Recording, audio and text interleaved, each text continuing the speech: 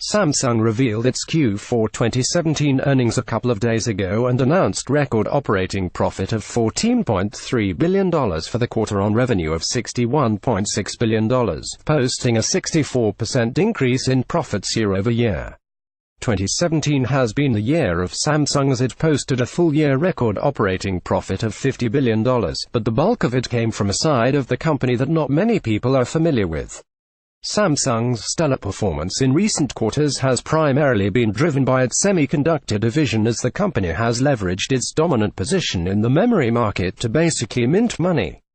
It has also been backed up by its display-making affiliate, which is one of the largest suppliers of OLED panels in the market. Most people know about Samsung's mobile business since it makes the products that they're most familiar with, smartphones and tablets. The average consumer probably doesn't know that the display panel in their iPhone X is made by Samsung, or that the storage solutions inside the notebook also comes from the same company. Samsung earned close to $11 billion in profit from its smartphone and tablet sales this past year, which accounted for nearly 22% of all profits.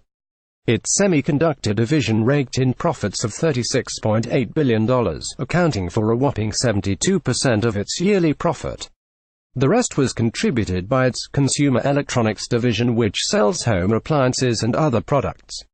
The company mentioned in its earnings release that smartphone shipments decreased in Q4 2016 because of lineup optimization of its low-end models.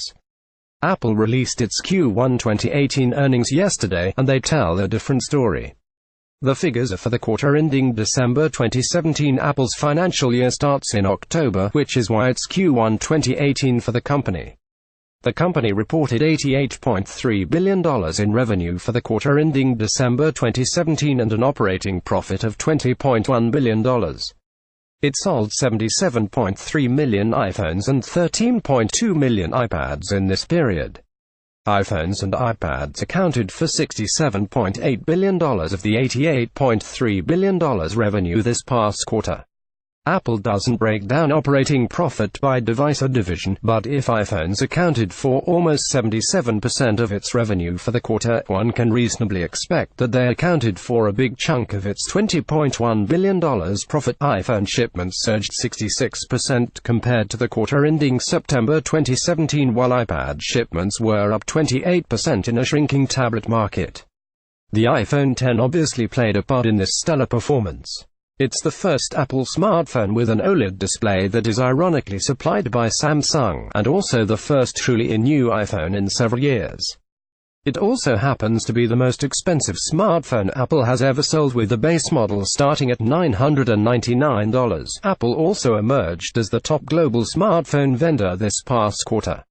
Samsung doesn't break down smartphone sales like Apple does, but third-party data suggests it moved 74.1 million units compared to Apple's 77.3 million units, thus accounting for 18.4% of the global smartphone market in December 2017, against Apple's 19.2%. Samsung's wide range of handsets always enables it to top full-year smartphone shipments, and that was no different in 2017.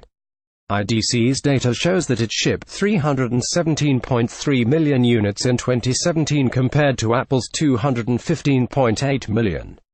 It's a recurring theme though, Apple shipping fewer handsets than Samsung but making more money. One would expect Samsung to make more money from smartphones than Apple since it sells a lot more of them, but that's not how this works. Samsung sells devices in the low-end, mid-range and premium segments of the market, with wildly different profit margins in each segment. The new iPhones that Apple releases every year are meant for the premium segment, and it caters to more budget-conscious customers with the previous year's models that are then sold at a slight discount. This stood true even when the mobile division was earning more than the semiconductor division. Take the quarter ending June 2016 for example. The mobile division made $24.3 billion in revenue with an operating profit of $4 billion, a 57% improvement year-over-year. It was the highest this figure had been in 2 years. Samsung attributed this to the success of the Galaxy S7 and the Galaxy S7 Edge, which were in the first quarter of availability, and a streamlined mid to low-end lineup. The semiconductor division made $2.5 billion in profit on revenue of $17 billion in that same period. The iPhone and iPad, meanwhile, accounted for $28.9 billion of Apple's $42.35 billion revenue in the quarter ending June 2016, generating more revenue than Samsung in the months when iPhone sales are traditionally slow and new flagships from Samsung are ruling the news cycle. Strategy Analytics reported in March last year that Apple had captured 79.2% of global smartphone profits in 2016 compared to Samsung's 14.6%. Profit versus market share. Samsung better at the latter. Samsung's mobile division is by no means a loss-making enterprise.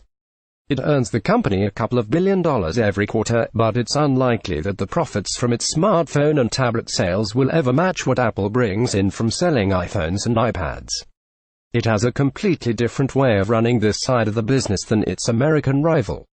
Samsung is focused more on capturing market share, of which it has done a tremendous job. It offers customers discounts on its products while Apple does not. It gives away freebies like Gear VR headsets, premium headphones, Gear 360 cameras and a lot more to customers who purchase a flagship smartphone. Not in every market, though.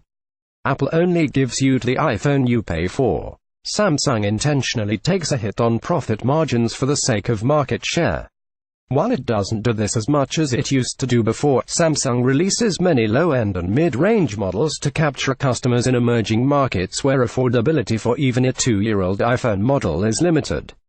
Apple can't compete with Samsung in the $200 to $300 range, as it doesn't sell a new smartphone for that amount of money.